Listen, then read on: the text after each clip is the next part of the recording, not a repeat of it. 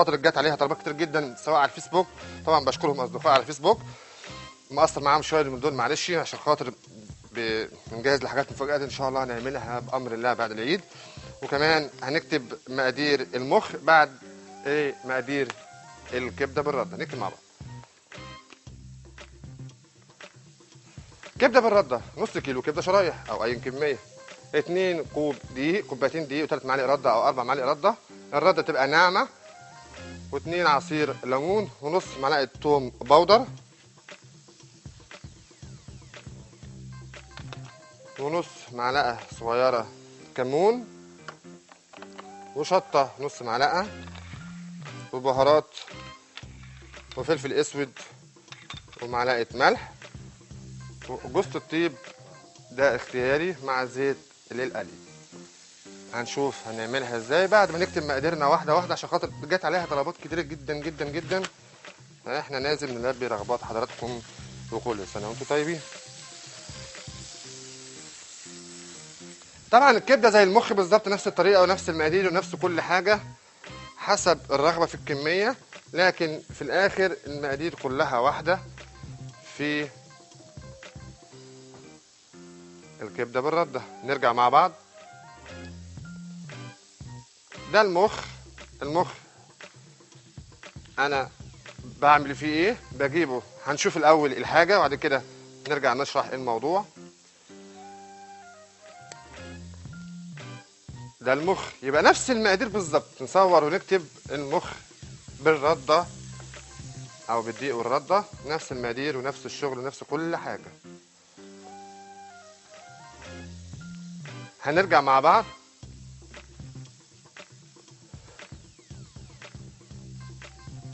دي المخ او ده المخ والكبده والاثنين، وكمان الدقيق والاثنين نفس المقادير واحده. الرده تبقى ناعمه، والدقيق دقيق عادي او دقيق اللي هو العيش البلدي او دقيق البلد العادي اللي هو الحبه الكامله، مع ملح وكمون وثوم باودر وبصل او اسف فلفل اسمر والشطه. هنيجي مع بعض. اول حاجه نعملها هناخد الاول الثوم. الثوم هنا ثوم باودر، عايزه ثوم عادي نقدر ناخد الثوم نعصره، او ممكن نحط شويه صغيرين عشان خاطر ما يفكش مني الطبقه الخارجيه بتاعت الدقيق والرده. يبقى هنحط اول حاجه الليمون، وهناخد ثوم البودر. الثوم البودر هنا بيحط في حاجتين، في التوابل الاساسيه في الكبده، وهنا هنحط كل حاجه مرتين في التوابل، يعني نقسم التوابل ديت على مرتين، مره خلطه لوحدها عشان الكبده، ومره في الدقيق زي فكره الفراخ المقرمشه اهو، نفس الموضوع كده. حطيت كل حاجه وهقلبها كده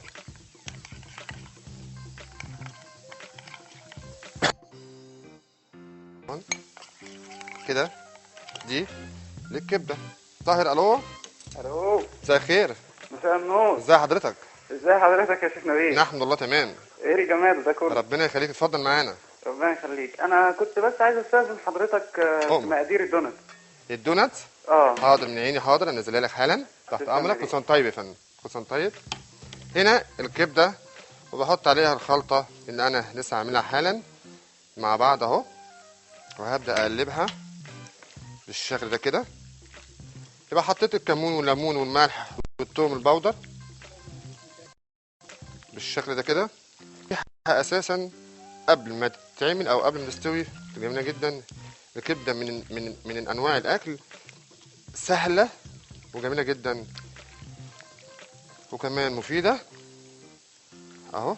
ادي تبلنا الكبده الجميله، وبعد ما نتبلها كده هجيب بقى معلقه عشان خاطر نتبل الدقيق اللي هو اساس الكبده بالرده. نشيل ده كده ونحط ده كده اهو. هنجيب هنا اهو الرده تبقى ناعمه اهو بالشكل ده كده كده. بنحط الدقيق، طبعا مقادير الدونات حضرتك تكتبها او تصورها وهنقولها لك تاني ان شاء الله.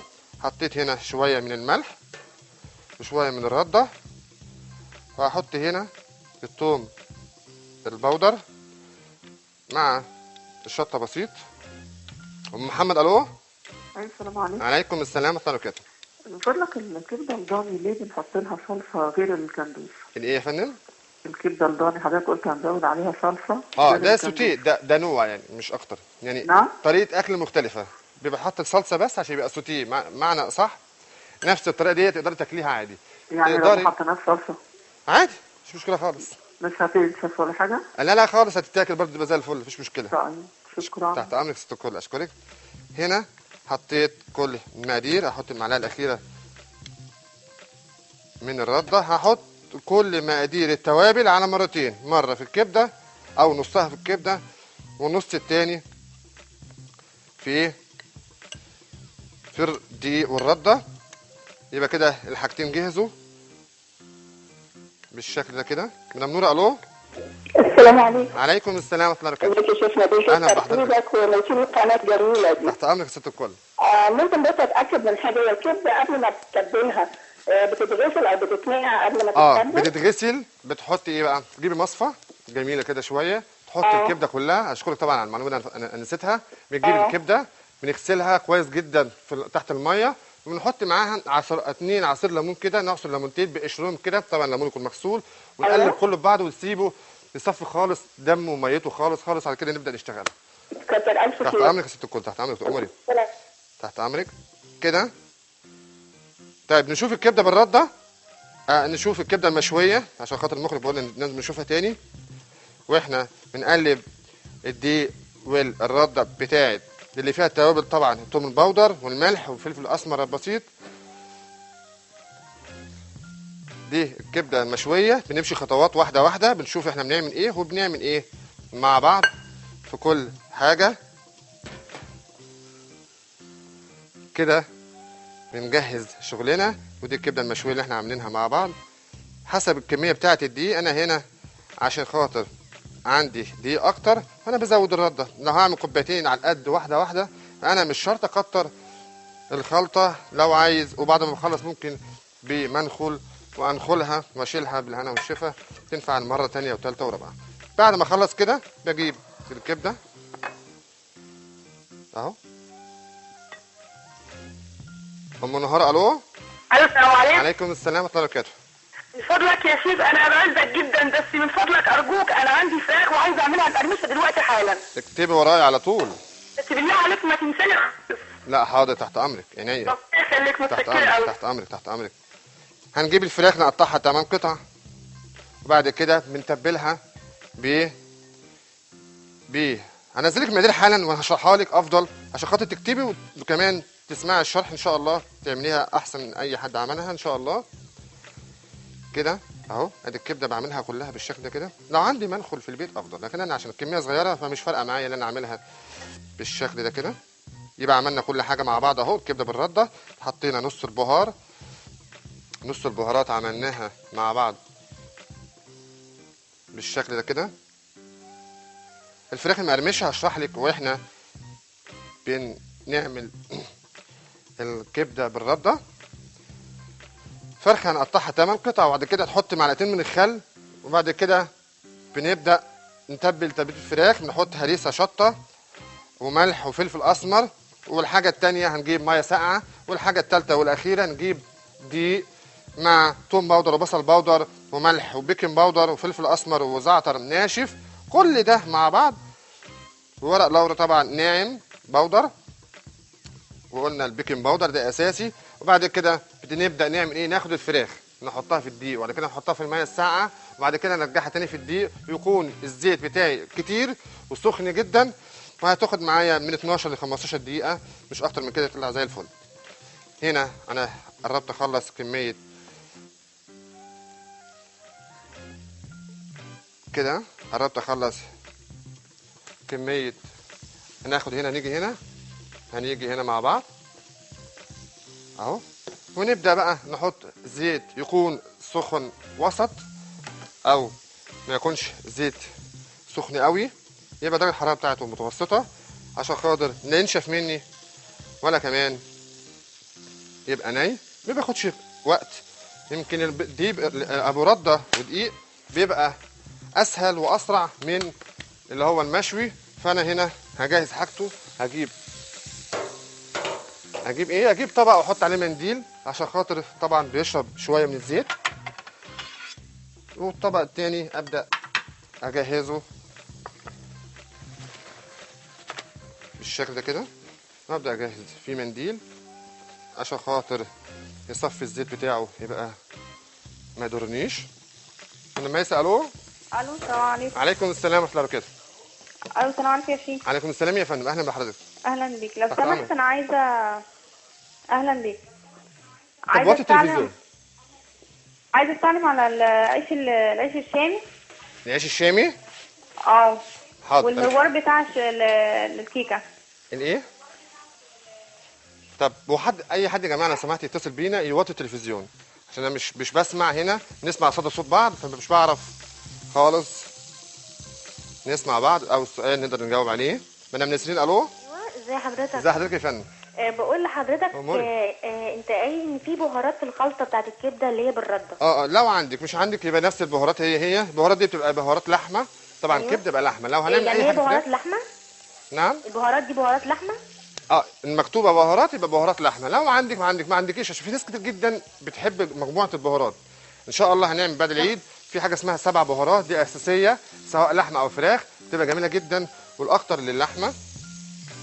هنعرف مع بعض كل معلومات كتيره جدا ان شاء الله. بنجهز لكم مفاجآت بامر الله ان شاء الله. بامر الله هتنول رضا حضراتكم. مفاجآت لعرايس مالناش نحرقها، خلينا في يومنا النهارده كده. الزيت اول ما يسخن معايا كده بدأ يسخن اهو، ببدأ امسك قطعتين انفض. مدام هدى. الو. مساء الخير. مساء الخير يا ست الكل. كل سنه وانت طيب يا شيخ نبيل. مساء السلامه يا ست الكل. انا زعلانه منك اولا. ليه يا ست الكل؟ عشان انا قلت لك لسه متجوزه جديد وعامل لي الخبزه وللاسف ما عملتهاش. مش الخبزه؟ مشكله. طيب حاضر في الشتاء. مش مشكله. انا طالبه منك بس اعرف الكوسه بالبشاميل بتتعمل ازاي؟ احنا لسه عاملينها ان شاء الله، ممكن تتعاد يوم الخميس. لسه عاملينها اول امبارح. ان شاء الله تتابعيها وتعمليها ان شاء الله بامر الله. كده زي ما احنا شايفين الزيت بيبقى بالشكل ده. لازم اقلب اول ما انزل كده، ما بقلبش قوي، مجرد بس ان ايه يبقى الموضوع سهل معايا. ام محمد. الو. الو. تابعي حضرتك تسمعي تاني اهو. ادي كبده جميله بالرده. نفس الفكره هنعمل الايه المخ. ادي وقتها بتاخد قد ايه؟ نص دقيقه. بطلع الصف كده. ليه؟ عشان لو قعدت اكتر من كده هتنشف، هتبقى مش حلوه خالص. ادي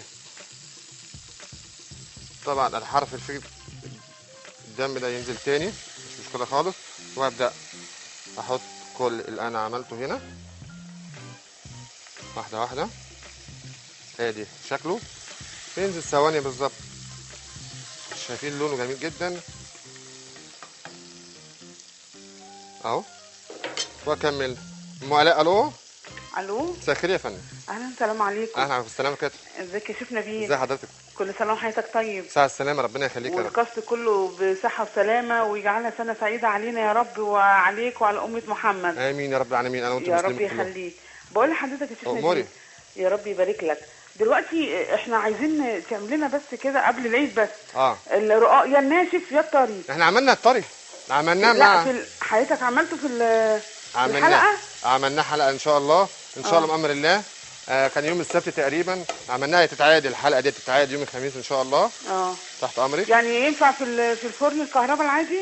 مفيش مشكلة. ويطلع فوق وتحت يا شيخ نبيل؟ أي فرن. اي فرن. هقول لكم الفرق بين الرقاق الطري والرقاق الناشف. هو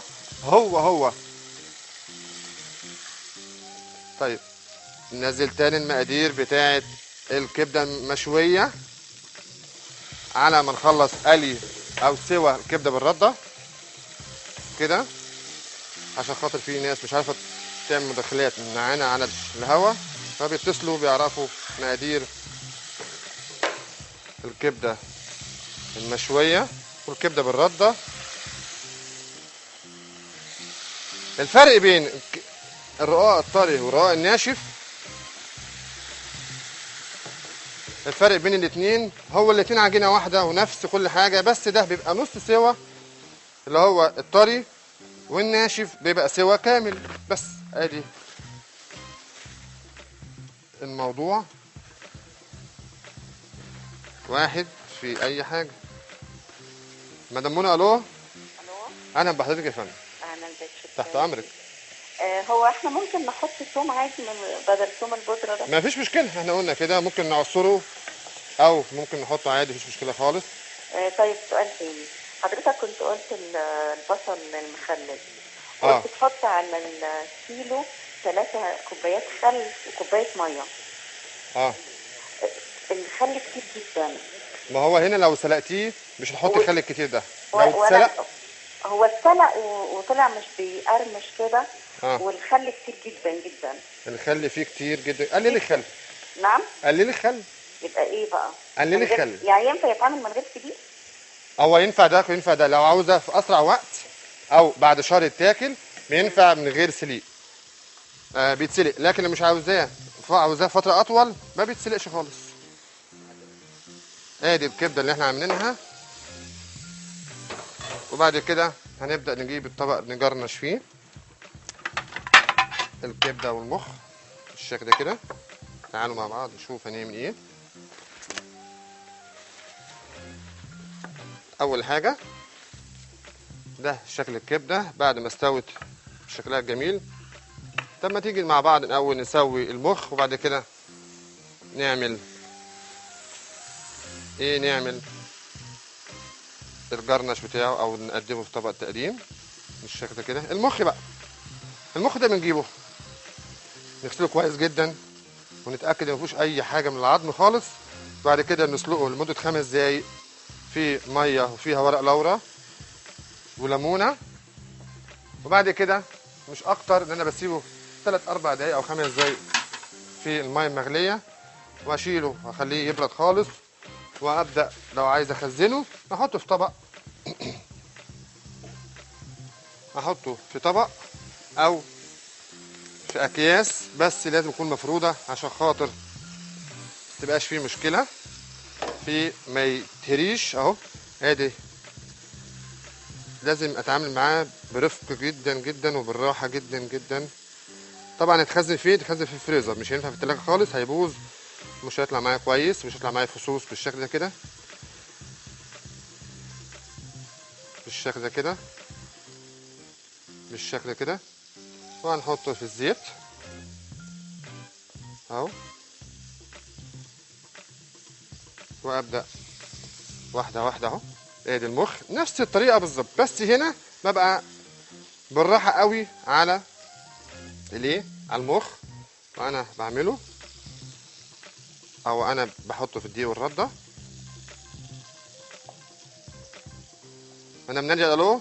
ايوه انا مع حضرتك اهو. ازي حضرتك يا فندم؟ مع حضرتك من بدري، وخدت عليا تليفون قبل كده. تحت امرك اموري. الامر لو كنت عايزه اكلم الشيف نبيل. تحت امرك، معاك على الهوا يا فندم. معايا على الهوا. اتفضلي.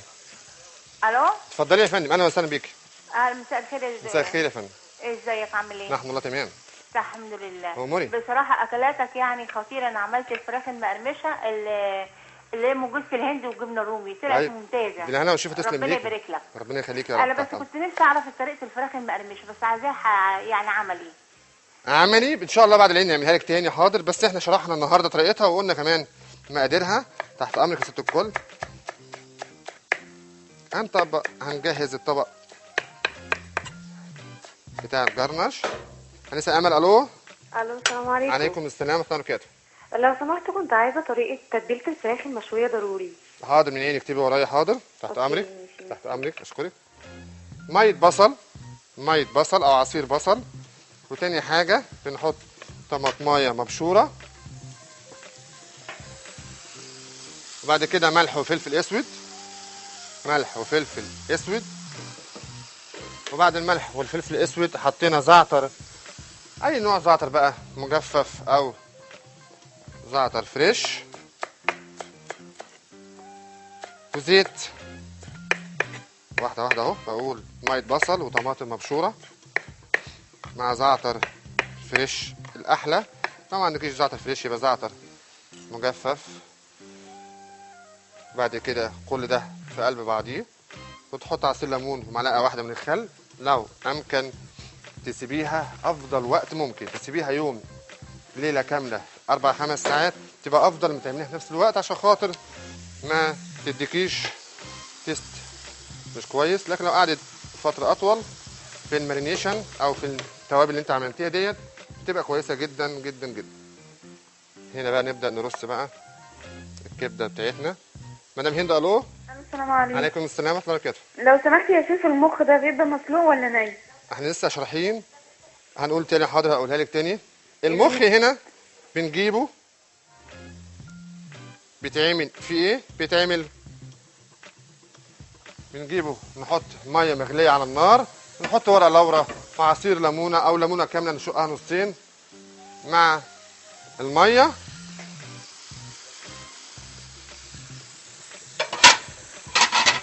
وبعد كده بنسيبه 3-4 دقايق او 5 دقايق بالكتير، ونشيله وخليه يتصفى براحته خالص خالص ويبرد. وبعد كده ابدا اشتغل بيه او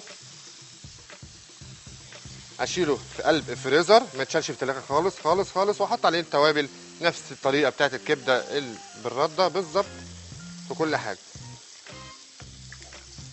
بالشكل ده كده.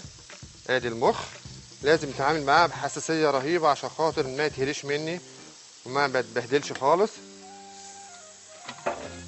طبعا في ناس بتحب تسويه اكتر من كده، بس هو كله ذهبي افضل واحلى واطعم كمان، ما يمررش معانا، وكمان تتعامل معاه بالراحه جدا جدا كده. يبقى المخ هناخده بقى ونحطه مع طبق الكبده. مدام منى الو. الو، مساء الخير يا فندم. مساء الخير يا شيخ نبيل. اهلا بحضرتك يا فندم. انا كنت كلمت حضرتك قبل كده وقلت لك عايزه النوجا جلاسيه.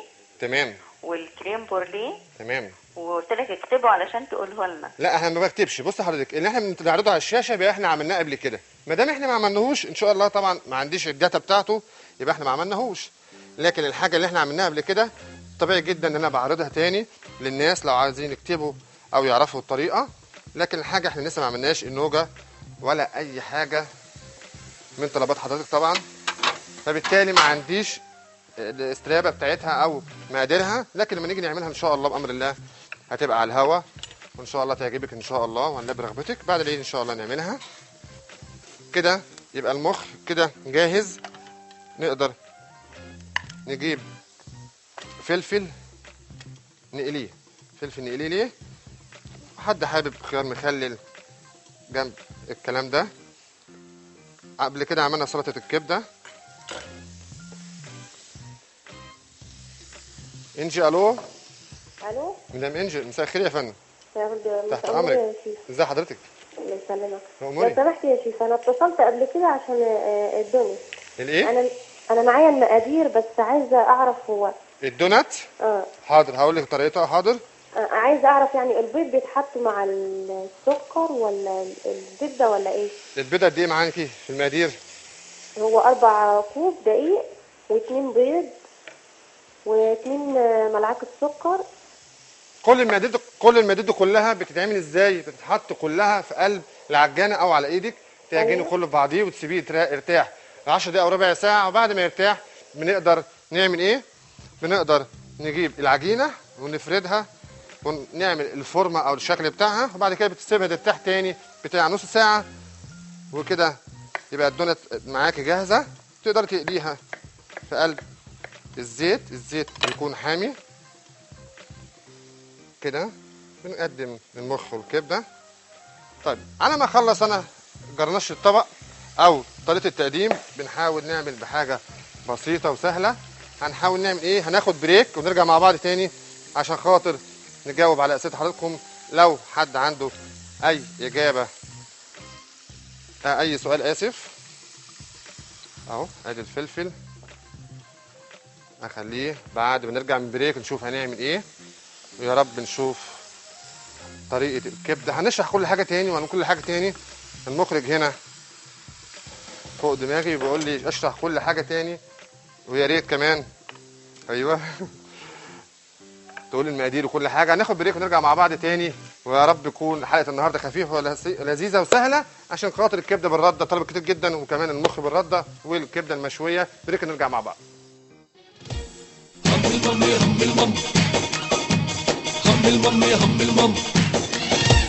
احلى المأكولات وكمان حلويات في المطبخ الصحي مع الشيف نبيل. هم المم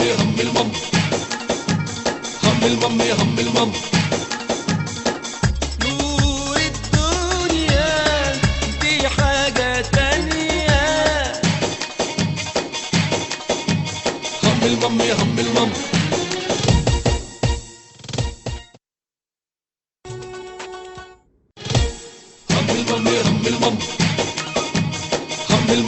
المم احلى المأكولات وكمان حلويات في المطبخ الصحي مع الشيف نبيل.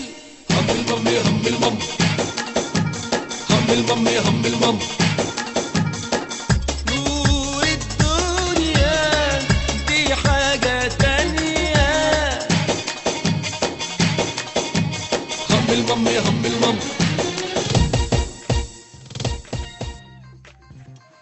رجعنا مع بعض.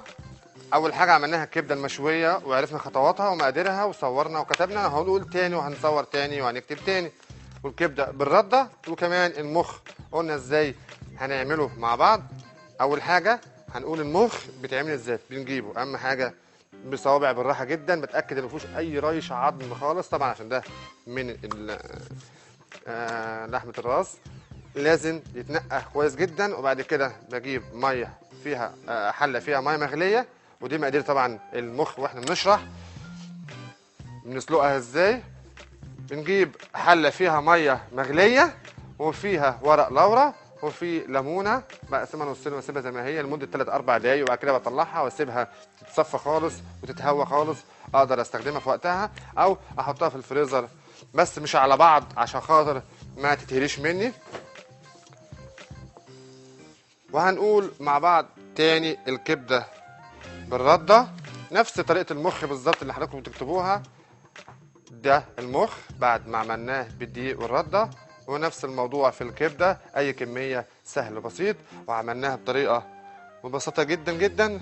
ودي مقادير نفس المقادير، الكبده والمخ واحده في نفس المقادير ونفس الخلطه ونفس الدقيق والرده مع بعض. الدقيق الرده فيه انواع كتير، في خشن شويه وفي ناعم وفي. اهم حاجه لما نيجي نستخدم الدقيق بالرده او للكبده والمخ، يبقى الرده بتاعتها ناعمه قوي ناعمه قوي عشان تنجح معايا وتبقى زي الفل وما فكتش معايا خالص وزي الفل. هنرجع مع بعض هنكتب مقادير الكبده المشويه. مين معايا؟ انسه هبه. الو انسه هبه، يا ريت حضرتك تسيبيها تاني، في ضغط بس على التليفونات. مدام فاطمه. الو. السلام عليكم. عليكم السلام ورحمه الله وبركاته. انا لسه بنوته عندي 10 سنين. اهلا بيكي. ده كنترول بس غلطان. اتفضلي. ولا يهمك. انا بصراحه كنت بتابع حضرتك، ويعني عارفه كل حاجه، يعني كل حضرتك. يعني انا بحب الطبخ جدا يعني. الشرف ليا والله. اتفضلي. بصراحه انا كنت هتقل على حضرتك بس دقيقتين. اموري. انا كنت عايزه اعرف عمل طريقه سلطه الكولسلو. الكولسلو والجلاش الابيض. الجلاش. وعايزه اعرف لما الزلابيه لما مثلا بنعملها بعد ما نخلص بتبقى ناشفه قوي. طيب خدت المقادير بتاعتنا؟ لا الصراحه انا كنت ما سمعتش بتاعت الزلابيه. طيب حاضر، عينيا الاتنين ليك. حاضر. الكولسلو والجلاش الابيض هعملهولك، اللي هي والزلابيه هنزل لك. حاضر المقادير بكره ان شاء الله ان كان لنا عمر. هقول لك المقادير بتاعتنا وان شاء الله تعجبك جدا جدا جدا، عشان في ناس كتير جدا جربوها زي الفل. مين معايا؟ محمد. الو. الو. مساء الخير. مساء النور. تحت امرك. عايز اعرف طريقه عمل عجينه الملفيه. الاكلير. الملفيه والزبادي. البرازق لسه ما عملناهاش، هنعملها ان شاء الله. ان شاء الله. الملفيه والبرازيل تحت امرك. كل سنه وانت طيب. كده شفنا نوعين الكبده، سواء المشويه سواء بالرده، وكمان المخ بالرده، وكمان ان شاء الله بامر الله بكره وبعده. طبعا بعد كده اجازه، هنعيد في العيد، العيد هيبقى في حلقه الساعه 3 والساعه 1 بالليل، دي حلقه لوحدها منفصله ودي حلقه لوحدها، هنعيد فيها كل الرغبات المشاهدين. من اول بكره تتصلوا وتقولوا لنا الحلقات اللي انتوا عايزين تعيدوها، هنعيدها لكم ان شاء الله من خلال اجازه العيد. طبعا احنا اخر يوم هوا لينا ان شاء الله، بعد بكره يوم الاربع، بعد كده الحد السبت اللي بعديه هيبقى قعدات او حلقات الاعاده تاني. اطلبوا طلباتكم واطلبوا حلقاتكم واحنا تحت امركم. من اول بكره هنفتح التليفون وهندي فرصه اكتر للتليفونات، وكمان اصدقائنا على الفيسبوك يكتبوا ويقولوا ارائهم. اي حلقات عايزينها تتعاد من اي وقت من خلال ال5 شهور دول نقدر نعيدها ونجيبها تاني.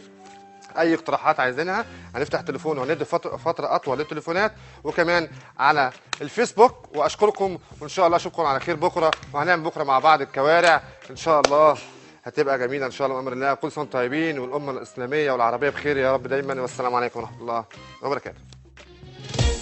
هم المام يا هم المام، هم المام يا هم المام، احلى المأكولات وكمان